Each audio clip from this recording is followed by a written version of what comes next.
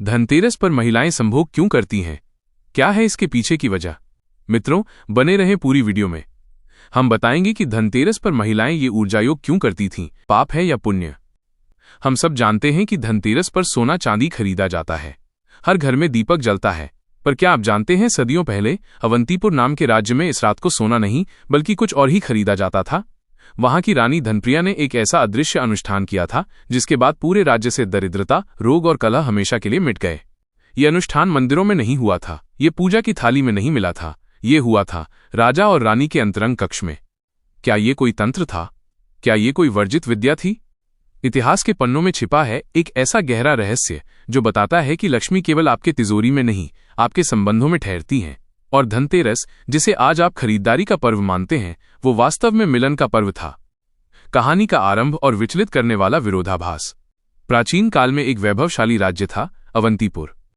राजा वीरसेन पराक्रमी थे, रानी धनप्रिया स्वयं लक्ष्मी का स्वरूप। सब कुछ था, पर लक्ष्मी आती थी पर ठहरती नहीं थी। हर पूजा के बाद संकट आता था। क्या आप भी अपने जीवन में यही अनुभव करते हैं? धन आता है पर टिकता नहीं, सुख आता है पर शांति नहीं रहती। रानी धनप्रिया भी इसी रहस्य से विचलित थीं। उन्होंने अपने गुरु ऋषि भृगुनंद से पूछा, गुरुदेव, मैं सोने के दीप जलाती हूं, फिर भी घर में सुख क्यों नहीं टिकता? गुरु का उत्तर हिला देने वाला था। उन्होंने कहा, धन केवल धातु नहीं रानी, वो ऊर्जा है। और उन्होंने एक ऐसे ऊर्जा योग का रहस्य बताया जिसे सुनकर रानी विस्मित रह गईं। गुरु ने कहा कि धनतेरस की रात स्त्री के भीतर का चंद्र तत्व सबसे अधिक सक्रिय होता है, और जब ये चंद्र तत्व अपने पुरुष तत्व से मिलता है तभी स्थायी लक्ष्मी का जन्म होता है। प्रश्न और रहस्य का गहराना। इस रहस्यमयी मिलन को साधारण पूजा नहीं कहा गया, ये था आत्मिक ऊर्जा योग। लेकिन जैसे जैसे समय बीता, लोगों ने इस आत्मिक ऊर्जा योग को गलत समझ लिया। पवित्रता की जगह वासना हावी हो गई और वो आत्मिक मिलन केवल शारीरिक संभोग बनकर रह गया। क्या यही कारण है कि आज हमारे घरों में धन आता है पर प्रेम और शांति नहीं टिकते? क्या रानी धनप्रिया का ऊर्जायोग वाकई में संभोग था, या ये केवल शरीर का नहीं, आत्मा का मिलन था? और सबसे बड़ा सवाल, जब रानी ने वो दिव्य औषधि खाई और राजा के साथ संयुक्त ध्यान किया, तब आकाश से बिजली नहीं बल्कि प्रकाश का नृत्य क्यों दिखाई दिया? देवगणों ने पुष्पवृष्टि क्यों की? वीडियो देखने की अनिवार्यता। आप ये कहानी अंत तक सुने बिना लक्ष्मी के मूल रहस्य को कभी नहीं जान पाएंगे। रानी धनप्रिया की कथा बताती है कि धनतेरस की रात हमें सोना चांदी नहीं खरीदना है, हमें खरीदना है प्रेम, समर्पण और पवित्रता। लेकिन वो कौन सा कार्य था जो रानी ने अपने पति के साथ किया और जिससे भोग योग बन गया? इस गूढ़ रहस्य को जानने के लिए और ये समझने के लिए कि आपका घर महल से मंदिर कैसे बन सकता है, इस अद्भुत यात्रा पर हमारे साथ बने रहें। प्राचीन काल में अवंतीपुर नाम का राज्य था। वहां के राजा वीरसेन धर्मात्मा, पराक्रमी और बुद्धिमान थे। राज्य में चारों ओर सुख, शांति और समृद्धि थी, परंतु एक रहस्य हमेशा उन्हें विचलित करता था। जब भी उनके महल में लक्ष्मी की पूजा होती, धन की वर्षा तो होती, परंतु कुछ ही दिनों में कोई न कोई संकट आ जाता। कभी अनाज का नुकसान, कभी बीमारी, कभी सैनिकों में असंतोष। जैसे लक्ष्मी आती तो थी पर ठहरती नहीं थी। राजा की रानी थी धनप्रिया, जो अपने सौंदर्य, ज्ञान और करुणा के लिए प्रसिद्ध थी। लोग कहते थे कि वो स्वयं देवी लक्ष्मी का अंश हैं, लेकिन रानी जानती थी कि उनके जीवन में कोई कमी है, कोई ऐसी ऊर्जा जो अधूरी है। एक दिन रानी अपने गुरु ऋषि भृगुनंद के पास पहुंची और बोली, गुरुदेव, मैं रोज देवी लक्ष्मी की पूजा करती हूँ, सोने चांदी के दीप जलाती हूँ, परंतु घर में सुख टिकता नहीं। ऐसा क्यों? गुरु मुस्कुराए, बोले, रानी, धन केवल धातु नहीं, वो ऊर्जा है। देवी लक्ष्मी तब तक किसी घर में स्थायी नहीं होती जब तक वहां प्रेम और संतुलन की ऊर्जा नहीं होती। धनतेरस की रात्रि वो समय है जब ये ऊर्जा जागृत की जा सकती है। कैसे? रानी ने पूछा। गुरु ने कहा, इस रात्रि को चंद्रमा की पूर्णता के समीप का दिन कहा गया है। स्त्री के भीतर का चंद्र तत्व सबसे अधिक सक्रिय होता है। जब स्त्री अपने भीतर की कोमलता, श्रद्धा और शुद्ध भावों से जुड़ती है और अपने पति के साथ आत्मीयता से जुड़ती है, तो वही ऊर्जा संयोग लक्ष्मी के रूप में प्रकट होता है। ये केवल पूजा नहीं, एक साधना है, ऊर्जा योग। यही असली धनतेरस है। रानी ये सुनकर विस्मित रह गईं। उन्होंने निर्णय लिया कि इस बार धनतेरस पर वे केवल पूजा नहीं करेंगी बल्कि देवी लक्ष्मी के सच्चे रूप का अनुभव करेंगी। अगले दिन से ही पूरे महल में तैयारियां शुरू हो गईं। रानी ने सोने चांदी के दीपक, चंदन, कमल पुष्प और गंगाजल मंगवाया। उन्होंने अपने हाथों से 13 दीपक बनाए, क्योंकि 13 दीपक धनतेरस, धन त्रयोदशी के प्रतीक माने जाते हैं।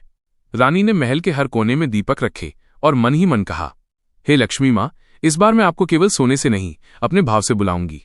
धनतेरस की रात्रि आई। पूरा नगर दीपों से जगमगा रहा था। आकाश में चंद्रमा दूधिया प्रकाश बरसा रहा था। हवा में कपूर और कमल की सुगंध फैली थी। रानी ने रजत वस्त्र धारण किए, स्नान किया और अपने पति के साथ पूजा करने बैठी। राजा वीरसेन ने कहा, रानी, आज तुम कुछ अलग लग रही हो। तुम्हारे चेहरे पर ऐसा तेज है जैसे स्वयं लक्ष्मी उतर आई हो। रानी मुस्कुराई, आज की रात्रि साधना की है स्वामी। आज मैं धन की नहीं, उस ऊर्जा की आराधना करूंगी जो धन को स्थायी बनाती है। रानी और राजा दोनों ने मिलकर दीपक जलाए। रानी ने मंत्र पढ़ा, ओम धन्वंतरये नमः, ओम श्री ह्री क्लीम लक्ष्मी नमः। प्रत्येक दीपक में रुई की बाती डाली गई, जिसमें एक और घी और एक और चांदी की बत्ती थी, सूर्य और चंद्र के संगम का प्रतीक। जब अंतिम दीपक जला तो आकाश से एक सुनहरी किरण उतरी। संपूर्ण महल उस प्रकाश में नहाने लगा। रानी ने आंखें बंद की और ध्यान की गहराई में उतर गईं। उन्होंने देखा कि एक कमल के ऊपर देवी लक्ष्मी विराजमान है। उनके पीछे धन्वंतरी देव खड़े हैं, हाथों में अमृत कलश लिए। देवी ने कहा, रानी धनप्रिया, तुम्हारा भाव शुद्ध है। तुमने भोग को योग बना दिया है। आज से इस राज्य में समृद्धि का वास होगा। रानी ने नतमस्तक होकर कहा, मां, मेरे राज्य में धन तो बहुत है, पर लोगों के मन में अशांति है। कृपा कर ऐसा आशीर्वाद दीजिए कि सबके मन में प्रेम और संतुलन बना रहे। देवी बोली, जब तक स्त्री अपने भीतर की शक्ति को जागृत रखेगी, प्रेम और श्रद्धा का दीप जलाए रखेगी, तब तक इस भूमि पर कोई दरिद्र नहीं रहेगा। ये धनतेरस अब केवल धन का पर्व नहीं रहेगा, बल्कि स्त्री ऊर्जा के जागरण का दिवस कहलाएगा। इतना कहकर देवी अदृश्य हो गईं, लेकिन महल की दीवारों पर आज भी एक सुनहरी रेखा चमक रही थी, जो उस दिव्य दर्शन की साक्षी थी। रानी ने राजा की ओर देखा और बोली, स्वामी, आज मैंने जो अनुभव किया वो केवल दर्शन नहीं था, वो आत्मा का स्पर्श था। मैंने समझ लिया कि लक्ष्मी केवल सोने चांदी से नहीं आती, बल्कि हमारे भीतर के प्रेम, स्नेह और शुद्ध भावना से आती हैं। राजा ने सिर झुकाकर कहा, रानी, तुमने मेरे जीवन की सबसे बड़ी साधना पूरी कर दी। आज मैं जान गया कि स्त्री केवल गृहिणी नहीं, वो साक्षात गृहलक्ष्मी है। उस रात दोनों ने दीपों की लौ के बीच बैठकर मौन साधना की। महल में कोई मंत्र नहीं गूंजा, लेकिन वातावरण में ऐसी ऊर्जा भर गई कि दीवारें तक मधुर स्पंदन से झनक उठीं। अगले दिन पूरे नगर में ये बात फैल गई कि रानी को देवी लक्ष्मी के दर्शन हुए। लोग उनके आशीर्वाद के लिए आने लगे। रानी ने हर स्त्री को समझाया, धनतेरस की पूजा केवल सोना चांदी खरीदना नहीं है। इस रात अपने भीतर के दीपक को जलाना सबसे बड़ा अनुष्ठान है। जब मन का दीप जलता है तो घर में समृद्धि का सूर्योदय होता है। लोगों ने पहली बार देखा कि अवंतीपुर में न तो दरिद्रता रही, न कलह, न रोग। हर घर में दीप जलने लगे। हर स्त्री ने रानी धनप्रिया के बताए ऊर्जायोग को अपनाया। इस प्रकार धनतेरस की रात्रि रानी धनप्रिया के कारण केवल धन की नहीं, बल्कि प्रेम, शक्ति और चेतना की रात्रि बन गई। रानी धनप्रिया ने जैसे ही भगवान धन्वंतरी से प्राप्त दिव्य औषधि का प्रयोग किया, उसके बाद उनका शरीर और मन दोनों एक अद्भुत ऊर्जा से भर उठे। उन्होंने अनुभव किया कि ये औषधि केवल शरीर के लिए नहीं, बल्कि आत्मा और चेतना के लिए थी। रात्रि गहराती चली गई थी। महल में दीप जल चुके थे। आकाश में चमकता चांद अपने श्वेत प्रकाश से पूरी धरती को स्नान करवा रहा था। रानी धनप्रिया ने उसी चांद की ओर देखा। उनकी आंखों में अब भय नहीं, एक दिव्य शांति थी। उन्होंने राजा सोमकेत को बुलवाया। राजा भी अब तक रानी की स्थिति देखकर चिंतित थे, पर जैसे ही वे कक्ष में पहुंचे, उन्हें लगा मानो वहां कोई देवी बैठी हो। रानी ने कहा, प्राणनाथ, आज की रात्रि धनतेरस की है। आज धन्वंतरी देव ने मुझे ये सिखाया कि सच्चा धन केवल स्वर्ण या रत्न नहीं, बल्कि प्राण की ऊर्जा है। और ये ऊर्जा तभी स्थिर होती है जब स्त्री और पुरुष दोनों मिलकर अपने अंदर की लक्ष्मी और विष्णु शक्ति को एक करते हैं। राजा कुछ नहीं बोले, पर उनके भीतर श्रद्धा का सागर उमड़ पड़ा। रानी ने आगे कहा, आज की रात को मैं केवल आपकी रानी नहीं, बल्कि लक्ष्मी तत्व के रूप में आपके पास आई हूं, और आप मेरे भीतर छिपे विष्णु तत्व को जागृत करने वाले पुरुष हैं। राजा ने उस क्षण समझ लिया कि ये साधारण रात नहीं थी। ये वो क्षण था जब भौतिक संसार और दिव्य संसार का संगम होता है। रानी धनप्रिया ने राजा का हाथ पकड़ा और दोनों ने लक्ष्मी के स्वरूप के सामने दीपक जलाया। उन्होंने चांदी के पात्र में शुद्ध जल रखा और उसमें तुलसी, केसर और कमल के पुष्प डालकर प्रार्थना की। रानी ने कहा, हे धन्वंतरी देव, जैसे आपने अमृत को समुद्र से निकाला था, वैसे ही आज हमारे जीवन से कष्टों का विष निकालिए। और फिर दोनों ने संयुक्त ध्यान आरंभ किया। ये ध्यान मात्र मौन नहीं था, बल्कि एक ऊर्जा संयोग था, जहां उनके श्वास एक दूसरे में मिल रहे थे और चारों ओर कमल की सुगंध फैल रही थी। महल की दीवारें मानो झिलमिला उठीं। बाहर आकाश में बिजली नहीं, बल्कि प्रकाश के नृत्य जैसा दृश्य दिखाई देने लगा। देवगणों ने पुष्प वृष्टि की। एक आकाशवाणी हुई, हे धनप्रिया, आज से ये रात्रि ऊर्जा मिलन की रात कहलाएगी। इस दिन जो स्त्री अपने पवित्र भाव से अपने पति या जीवन साथी के साथ आत्मिक योग करती है, उसके घर में धन, स्वास्थ्य और सौभाग्य स्थायी हो जाते हैं। धीरे धीरे ये कथा पूरे राज्य में फैल गई। महिलाएं कहने लगीं, धनतेरस की रात को रानी धनप्रिया ने अपने पति के साथ लक्ष्मी योग किया और राज्य से दरिद्रता मिट गई। पर समय बीता और युग बदलते गए। इस ऊर्जा संयोग को लोग समझ नहीं पाए। कुछ ने इसे संभोग का रूप मान लिया, पर असल में ये संभोग नहीं, ऊर्जा योग था। एक ऐसा क्षण जब स्त्री अपनी दिव्यता को पुरुष के माध्यम से जगाती है और पुरुष अपने अहंकार को स्त्री के चरणों में समर्पित करता है। धनतेरस की रात इसीलिए मिलन का प्रतीक मानी गई, पर यह शरीर का नहीं, आत्मा का मिलन था। कुछ वर्षों बाद रानी धनप्रिया वृद्ध हुई, परंतु एक वर्ष ऐसा आया जब राज्य में पुनः विपत्ति आई।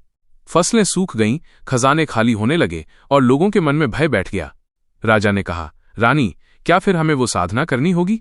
रानी मुस्कुराई, हाँ, पर इस बार ये साधना राजमहल में नहीं, पूरे राज्य में होगी। उन्होंने सभी स्त्रियों को एकत्र किया। हर घर में दीप जलवाए गए। महिलाओं ने अपने पति, पिता, भाई या पुत्र के लिए सुरक्षा संयोग यज्ञ किया।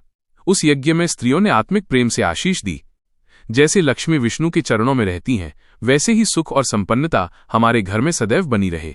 उस रात्रि फिर से आकाश में चमक उठी। कहा जाता है कि स्वयं लक्ष्मी देवी प्रकट हुई और बोली, जो स्त्री इस धनतेरस की रात्रि को अपने हृदय की पवित्रता से अपने प्रिय के कल्याण के लिए समर्पित करेगी, वहां मैं सदा वास करूंगी। और फिर रानी धनप्रिया ध्यान में लीन हो गईं। उनके शरीर से प्रकाश निकलने लगा। लोग देखते रहे, धीरे धीरे वो प्रकाश दीपों की लौ में समा गया। अगले दिन लोगों ने देखा महल के चारों ओर करोड़ों दीप जल रहे थे, बिना किसी ने उन्हें जलाए। तभी एक आकाशवाणी हुई, आज से ये रात धनतेरस दीपोत्सव कहलाएगी, जब हर स्त्री अपने घर में दीप जलाकर अपनी आत्मा की ज्योति जगाएगी। समय बीत गया। रानी धनप्रिया की कथा धीरे धीरे लोक कथा बन गई। लोग कहते, धनतेरस की रात लक्ष्मी आती हैं, इसलिए दीप जलाओ। पर कोई ये नहीं समझ पाया कि ये दीप बाहरी नहीं, भीतर का दीपक था, जिसे रानी धनप्रिया ने अपने जीवन से प्रज्वलित किया था। जो भी स्त्री उस दिन अपने पति या परिवार के साथ प्रेम, समर्पण और पवित्रता के भाव से दीप जलाती है, वो असल में उसी ऊर्जा संयोग को दोहराती है जो कभी रानी धनप्रिया ने किया था। वह कहती है, हे प्रभु, मेरा प्रेम भोग नहीं, योग बने। मेरा स्पर्श वासना नहीं, वरदान बने। मेरा घर महल नहीं, मंदिर बने। और जब ऐसा भाव होता है तो लक्ष्मी देवी का आगमन होता है। धनतेरस की रात तब स्त्री के भीतर की देवी और पुरुष के भीतर के विष्णु का मिलन बन जाती है। धनतेरस के दिन हम केवल धन, सोना या चांदी नहीं खरीदते, हम अपने भीतर की ऊर्जा, प्रेम और पवित्रता को जगाने का व्रत लेते हैं।